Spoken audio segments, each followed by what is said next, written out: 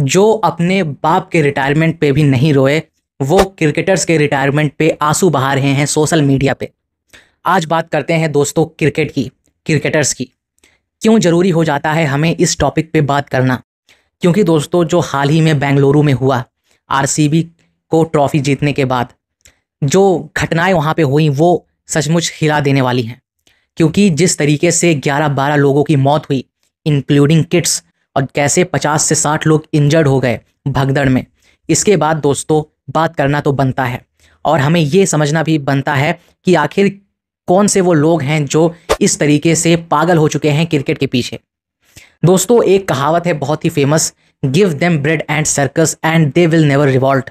और इसी प्रिंसिपल्स पर, इसी सोच पर पूरे दुनिया के यूथ, या कहें ज़्यादा से ज़्यादा यूथ इस पूरे दुनिया में चल रहे हैं। इन्हें सर्कस दिखा दो कोई, इन्हें कुछ ऐसा ब्रेड दे दो जो ये खाते रहे और ये कभी रिवॉल्ट नहीं करेंगे। दोस्तों हमारे देश में जिस तरीके से क्रिकेट का क्रेज बढ़ चुका है, उस तरीके से शायद ही किसी देश में क्रिकेट के प्रति लोगों के अंदर हो भावना। जिस तरीके से इस देश में सेलिब्रिटीज़ को, एक्टर्स को, क्रिकेटर्स को भगवान मानने लगे हैं लोग, उस तरीके से शायद ही किसी और देश में हो रहा हो। आखिर ऐसा क्यों है? क्यों आखिर लोग अपने फेवरेट क्रिकेटर्स के लिए लड़ रहे हैं? दोस्तों यूथ में आजकल ये चीज़ बहुत ही ट्रेंड कर रही है कि अगर आप किसी टीम को, आईपीएल की टीम को सपोर्ट कर रहे हैं और आपका फ्रेंड किसी दूसरे टीम को सपोर्ट कर रहा है, तो हमेशा बहसबाजी, लड़ाई झगड़े देखने को मिलते हैं कि कौन सी टीम बेटर है, कौन सा प्लेयर गोट है, कौन सा प्लेयर महान है। यही सब दोस्तों लगा रहता है आजकल के यूथ के अंदर। और इस बात की थोड़ी सी भी फिक्र नहीं होती है उन्हें, या समझ नहीं होती है उन्हें कि वो अपने लाइफ में एकदम परफेक्ट हैं और कोई खतरे में है, कोई अगर परेशान होगा तो वो आप हैं। आईपीएल खेलने वालों का घर देख लीजिए और आईपीएल देखने वालों का घर देख लीजिए। मैं ये नहीं कह रहा हूँ कि आईपीएल देखना, क्रिकेट देखना या कोई भी स्पोर्ट्स देखना बेकार है, लेकिन इस हद तक गिर जाना, इस हद तक पागल हो जाना अपने फेवरेट क्रिकेट टीम के लिए, फेवरेट प्लेयर के लिए, ये तो एक लो मेंटालिटी को ही दिखाता है। ये आपके गवारपन को दिखाता है। और ऐसे ही गवार भरे पड़े हैं देश में, दुनिया में। मैं सिर्फ भारत की बात नहीं कर रहा हूँ, इस तरीके से गवार पूरे दुनिया में भरे हुए हैं जो अपने साथ साथ इतने रिस्की जगह पे अपने बच्चों को भी ले जाते हैं क्रिकेट दिखाने, ये जानते हुए कि इतना ज़्यादा क्राउड हो सकता है, इतनी ज़्यादा परेशानी हो सकती है। लेकिन नहीं, क्रिकेट का भूत तो ऐसा सवार है कि हम एक दूसरे को मारने पर भी आ जाते हैं, झगड़े हो जाते हैं क्रिकेट टीम्स के लिए, क्रिकेट प्लेयर्स के लिए। तो ये हालत है हमारे देश के लोगों की। तभी तो इतनी बड़ी घटना हुई, तभी तो इतना ज़्यादा भगदड़ मचा और लोग मारे गए। दोस्तों इस तरीके से जो लोग सोचते हैं और प्लेयर्स के लिए अपने अंदर चीज़ें रखते हैं, वो बहुत ही गलत है। हमें क्रिकेट को, किसी भी स्पोर्ट को उसी लेवल तक देखना चाहिए, ना कि हम उसको अपने बाप से भी ज़्यादा उस क्रिकेटर को मानने लगें, या हम उसे अपने फैमिली से भी ज़्यादा मानने लगें। दोस्तों भारत की पॉपुलेशन 120 से 25 करोड़ है। और मैं आपको आज रियलिटी चेक भी बता देता हूँ। 125 करोड़ में सिर्फ 25 करोड़ जनता ही एजुकेटेड होगी, वेल एजुकेटेड होगी।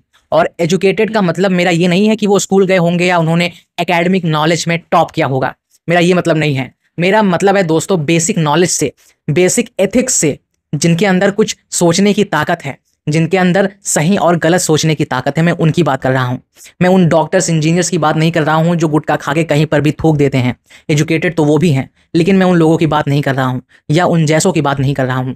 मैं बात कर रहा हूँ उनकी जो मॉरलिटीज़ के बेसिस पे चलते हैं, जिनके अंदर कुछ एथिक्स है, कुछ प्रिंसिपल्स हैं लाइफ के, ना कि जो कुछ भी कर रहे हैं, कहीं पर भी कर रहे हैं। जो 100 करोड़ देश की जनता है, जो दूसरे देशों में जाके गंदगी फैलाते हैं, जो अपने ही देश में रेलवे स्टेशन पर थूकते हैं। और ये सिर्फ ऐसा नहीं है कि एक क्लास के लोग ही कर रहे हैं, ये lower class, upper class, rich, poor सभी कर रहे हैं। इसमें दोस्तों जो चीज़ सबसे मेन है वो है नीयत की, वो है एजुकेशन की। जिस एजुकेशन की मैं बात कर रहा हूँ, हम कोई भी काम करने चलते हैं तो हम सोचते हैं कि आखिर कितना ज़्यादा कंपटीशन हो चुका है चीज़ों में। लेकिन दोस्तों कंपटीशन आपके सामने है, देश का यूथ क्या कर रहा है वो हमें दिख रहा है। तभी तो इतने ज़्यादा लोग इस तरीके से क्रिकेट के लिए पागल हो चुके हैं, बिग बॉस देखने के लिए पागल हो चुके हैं, पॉलिटिकल रैलीज में जाते हैं, अपने पसीने फेंकते हैं कुछ पॉलिटिशियंस के लिए, जो हेलीकॉप्टर में उतरते हैं उनके लिए। ये बेवकूफ़ लोग हैं दोस्तों, और इसी बेवकूफ़ी के चलते बहुत सारे लोग भगदड़ में मर जाते हैं, बहुत सारे लोगों की फैमिलियाँ उजड़ जाती हैं। इस तरीके का पागलपन क्रिकेट में भी बहुत ज़्यादा आ चुका है।